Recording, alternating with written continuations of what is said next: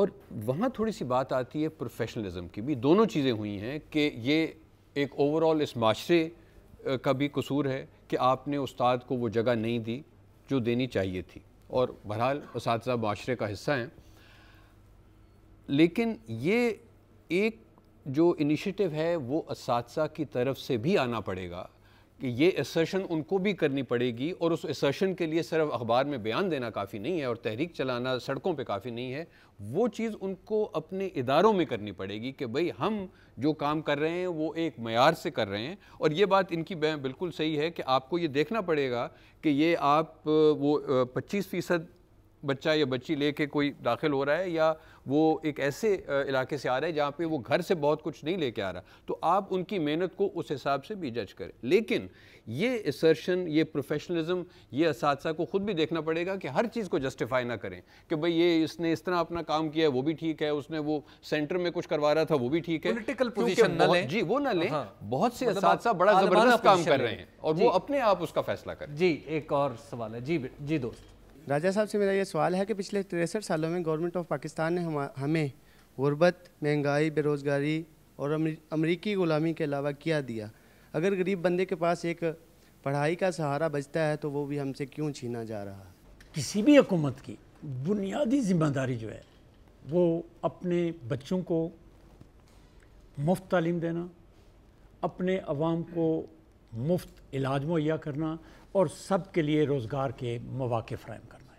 کسی بھی حکومت کا بنیادی فرض, یعنی یہ ایمان ہے, جس طرح ہم نماز پڑھتے ہیں اور نیت کرتے ہیں, یہ نیت میں شامل ہے. ان فیسوں کو اس سال میں جو اضافہ ہمارے پاس آ گیا پڑھائی کا بھی, پرسپیکٹس کا بھی, اس سال بھی اور اگلے سال بھی, جب تک یہ میاں شہباز شریف کی گورنمنٹ آفس میں ہم آپ کو یہ شورٹی دلاتے ہیں کہ بچوں کی فیس میں اضافہ نہیں ہونے دیا جائے گا. 25 کروڑ روپے ہم نے ان 6 کالجوں کو دیے. آج کی جو تعلیم ہے, آج کے جدید جو تقاضے ہیں, آج کی دنیا جہاں پہنچ چکی ہے, چین ہمارے ساتھ تھا, ہم سے 2 سال پیچھے آزاد ہوا. چین میں نے 75 میں دیکھا گڈوں پہ اور رکشوں پہ اور سائیکلوں پہ لوگ چل رہے تھے. آج اس کے فوریکس میں, فورن جو ایکسچینج ہے, $2500 بلین فالتو پڑے ہوئے ہیں. لوگوں نے آگے کی جانب جمپ لیا ہے. انڈیا ہمارے ساتھ آزاد ہوا تھا, 10% گروتھ ہے. یہ ساری چیزیں میں آپ سے یہ کہنا چاہوں گا آپ کے اس میڈیم کے توسط سے بھی کہ پاکستان میں جتنی خرابیاں میں نظر آتی ہیں کہ رشوت ہے, کرپشن ہے, نااہلی ہے, ناکارگی ہے, یہ ہماری پسماندگی ہے, عقب ماندگی ہے, ساری چیزیں, ان کا ایک ہی علاج ہے کہ ہم اپنے بچوں کو اور اپنے ملک اور سماج کو تعلیم یافتہ کر دیں. جہاں جہاں یہ واقعہ ہوا وہاں چلائیں. میں صرف یہ بتانا چاہتا ہوں کہ ہمارے ہاں آج بھی اگر ٹیلنٹ موجود ہے تو وہ متوسط اور غریب طبقے کے اندر موجود ہے.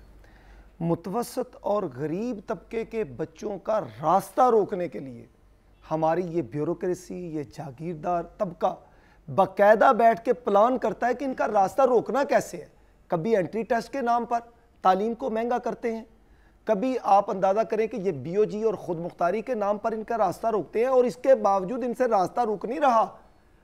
اور جتنے ٹاپ 10 ہیں آج بھی انالیسس کر کے دیکھ لیے کہ وہ غریب کا بچہ ہے.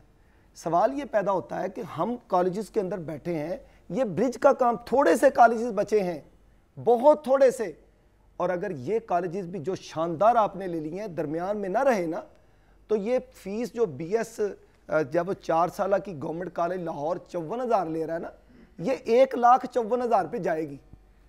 ہم 5% یا 10% ہمارے پاس پرنسپل صاحب گواہی دیں گے کہ کوٹا ہوتا ہے فیس کنسیشن کا, جس میں ہم نے 2,500 کی فیس میں سے کو 500 روپیہ لوگوں کو کنسیشن دینی ہوتی ہے. آپ یقین کریں کہ واقعتاً مستحق 20% لوگ, اس سے بھی زیادہ ہمارے پاس اپلیکنٹ موجود ہوتے ہیں. ہم اساتذہ, خدا کی قسم, لوگ اپنی ایگزامینیشن کی فیس بلڈ دے کر ڈونیٹ کر کے جو اپنی فیس ادا کرتے ہیں. میں کہتا ہوں کہ یہاں پر نعرے مارتے ہیں لوگ, ٹھوس سنجیدگی سے اقدامات نہیں. 350 روپیہ سرکاری سکولوں کے بچوں کی ایگزامینیشن فیس کو نمبر بنانے کے لیے معاف کرتے ہیں, اور 450 روپیہ جب وہ میٹرک کا سرٹیفکیٹ لینے کے لیے جاتا ہے تو اسے آپ وصول کرتے ہیں. سوال یہ پیدا ہوتا ہے کہ اس 350 کی کنسیشن کے نام پر بورڈ نے تمام اپنی فیسیں بڑھا دی ہیں. اگر 9 بورڈوں نے مل کر 50 लाख रुपए का रिलीफ दिया तो 4.5 करोड़ रुपए का उसने इजाफा किया। कोई है इस मुल्क के अंदर पूछने वाला? एक ब्रेक का वक्त है, ब्रेक के बाद हम गुफ्तगू यहीं से आगे बढ़ाएंगे। आप देखते रहिए बदला पाकिस्तान।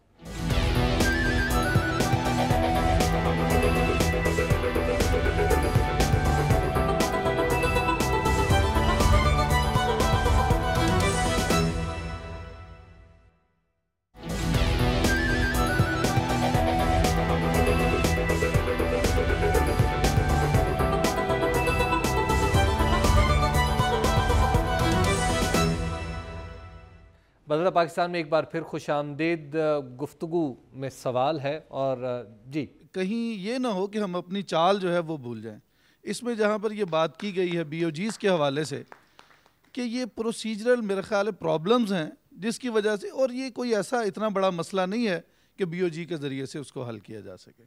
जी, प्रोसीजरल प्रॉब्लम्स हैं, BOG इसका इलाज नहीं है। ये बिल्कुल मतलब मुराद उनकी है कि चिड़िया के लिए तोप लगा दी है हमने। जिस तरह बच्चों का ट्रेंड हुआ है, जदीद जो हमने सब्जेक्ट्स वहाँ रोशनास कराए हैं जिनकी तरफ, और जो उनको दिया है कि आपकी मार्केट बेस्ड एजुकेशन भी होगी, उससे तो कुछ बेहतरी के आसार हैं। BOG कोई ऐसा खौफ नहीं है जो हमें खा जाएगा। जो गवर्नमेंट के स्ट्रक्चर हैं इनमें सब में तब्दीली आती है। देखिए, इंडिया में तब्दीली आई है, चाइना में तब्दीली आई। चाइना तो कम्युनिस्ट मुल्क था, चाइना में तो आज से 10-20 साल पीछे चले राज साहब, आपकी बिल्कुल ठीक है, आपका आर्गुमेंट समझ में आ गई। यहाँ पे एक मेरा सवाल है। अच्छा, आप भी? और जी, मैं एक सवाल करना चाहता हूँ। मैं चूंकि जर्नलिस्टिक जो चीज़ है you too। मैं ये समझना चाहता हूँ आपसे, और आप सब लोग बैठे हैं, कि डॉक्टर साहब का जो कॉलेज है इसमें हमने बोर्ड ऑफ गवर्नर लगाना है, तो वो कौन से अफराद पर मुश्तमिल बोर्ड ऑफ गवर्नर होगा? मैं जवाब दे दूं जी।